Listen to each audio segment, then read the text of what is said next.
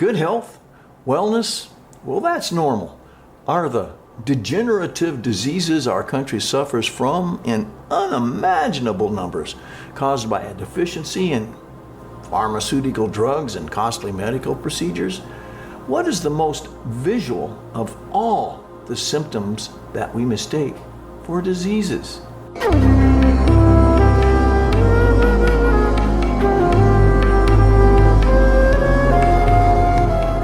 Hello everybody, I'm Roger Simpson, clinical hypnotist at theflowcenter.com in Dallas. You can reach us at theflowcenter.com or at hypnosisoverthephone.com or at my private number 214-699-6627. You know, healing is a return to the normal state of wellness. When you look in a mirror and you decide that you are suffering from being overweight, you can try a lot of options that address your overweight condition. Normal is lean. Now you can skip this video if you can't handle the truth, because the truth about obesity and being overweight is painful to hear. Now I'm a bit overweight myself, so I have to understand and grok this info myself to stay on the path. A handy tool to use to know how overweight you are is the body mass index calculator, and I put that link below. A BMI, or body mass index, over 25 is overweight, over 30 is obese, and over 40 is really obese. Now I'll leave children out of this, but most adults in America are at least overweight.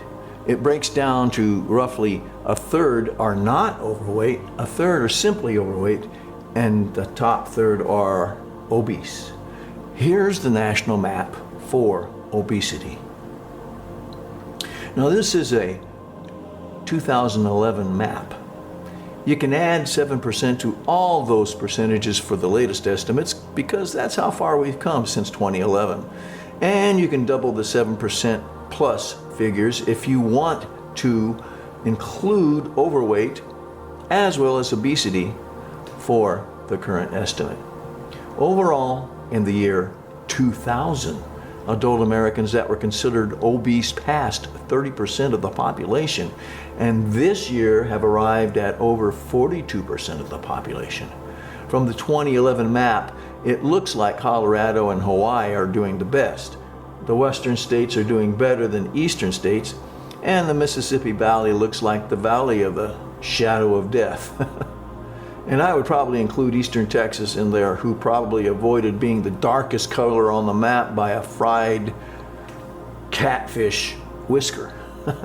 Fried food alley. A lot of people here in Texas would rather die than give up fried food. For real.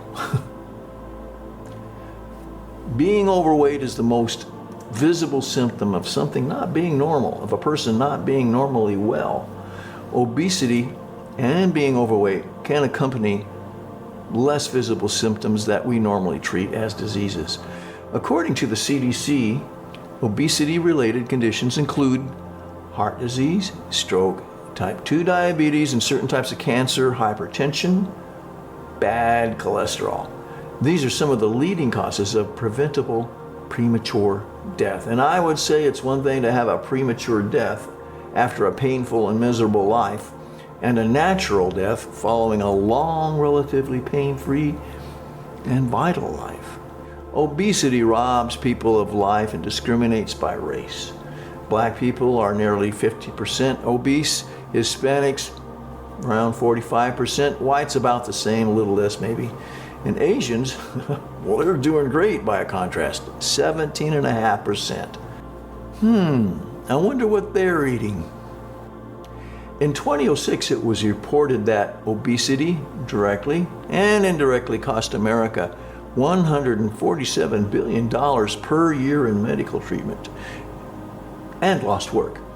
Adjusted for 2020, that would be around $170 billion. If there are about 160 million people working in America, and that is a pre-pandemic figure, then each taxpayer would have to pony up an extra $1,000 per year to cover that cost. Over a lifetime, obesity costs society as much as someone smoking tobacco all their lives. Now, this is painful to hear. I started one of our eating plans on May 4th this year, weighing in at 212.7 pounds, a BMI of 29.7. That's 3/10 shy of obese. I am down to now 204 as of this recording, with a BMI of 28.4. Normal range for my height is 133 to 179, so I have a way to go. And by the way, I just turned 70.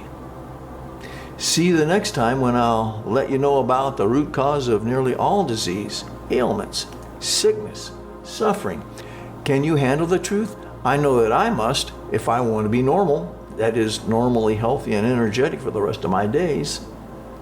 So this is Roger Simpson, clinical hypnotist at theflowcenter.com in Dallas. You can reach us at theflowcenter.com or hypnosisoverthephone.com or at my private number 214-699-6627. So we'll see you then and catch you on the way.